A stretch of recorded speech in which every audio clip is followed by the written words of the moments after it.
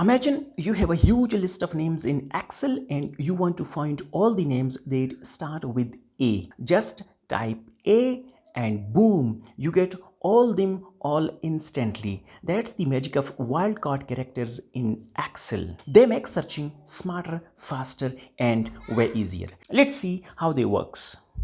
So let's discuss the first wildcard character, that is asterisk. It actually represents any number of characters including 0. Let me show you practically.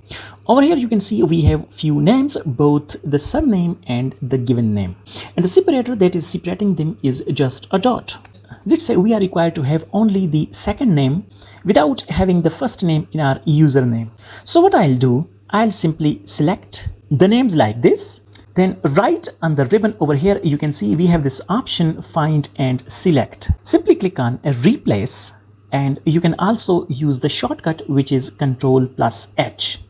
Now over here, I can write asterisk dot and in the replace with option, I'm going to leave it as blank. Now simply click on replace all and there you go.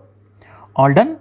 We made 7 replacement. Let me show you how it has worked. Actually, this asterisk represent the part before the dot.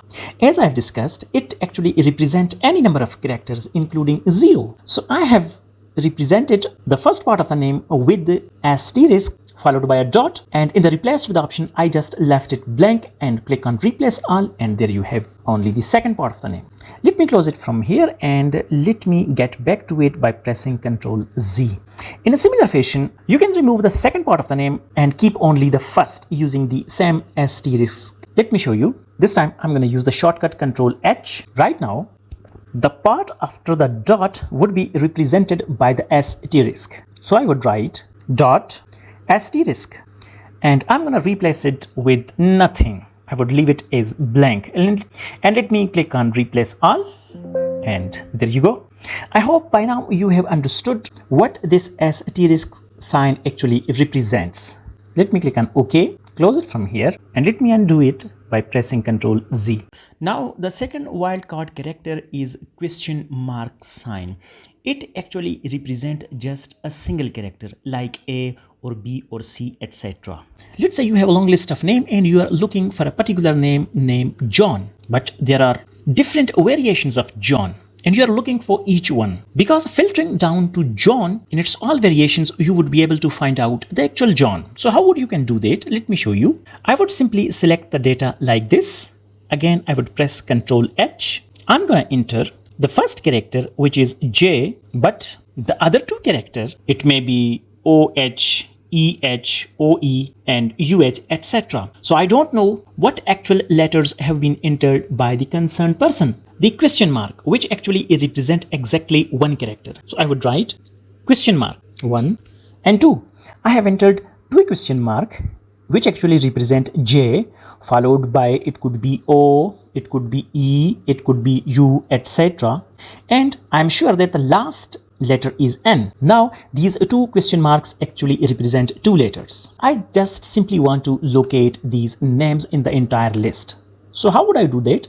I would click on find all and there you go. It has found the entire list that start with J and ends with N. Find next, find next, find next. And there you go.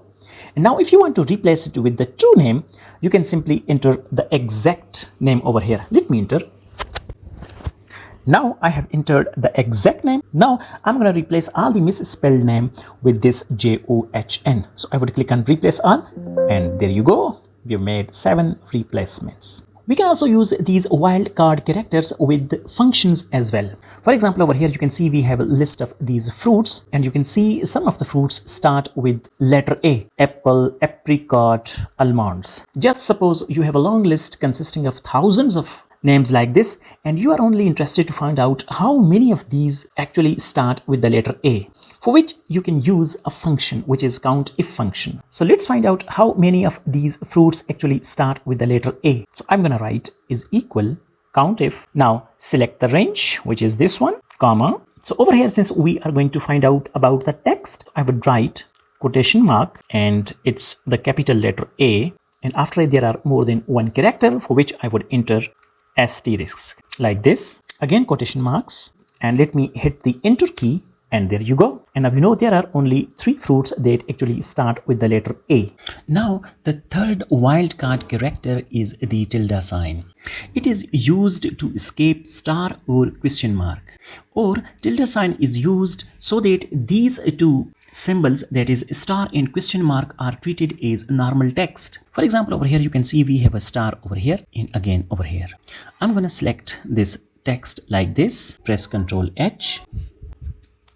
In order to locate the number of stars, first I would again write star, which actually represent a text, then the tilde sign, which you know represent the actual star, or question mark. Again I would write star, and let me click on find all, and there you go. It has located 2 instances. First right over here, and if you click on find next, you can see this is the second instance. Imagine you have a lot of data that has many stars or question symbols, and we need to find out how many of the instances of star or question mark is present. So simply I would write is equal countIF, select the range. So this is going to be our range, comma, criteria. So it would be quotation mark A, and after that we need to enter tilde sign, and we want to locate star. So I would again write star, again B, again quotation mark, close the bracket. Now let me explain.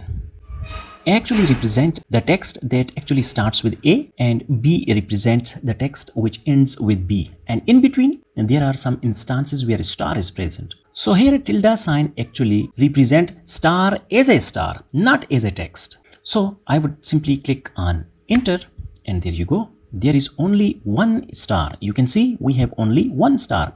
Let me enter a star over here to check whether our formula is correct or not. Let me enter a star. Again, I would write over here, and there you go. Now it turned to 2, which means there are 2 instances of star. And let me press Ctrl Z to get back to original, and there we are.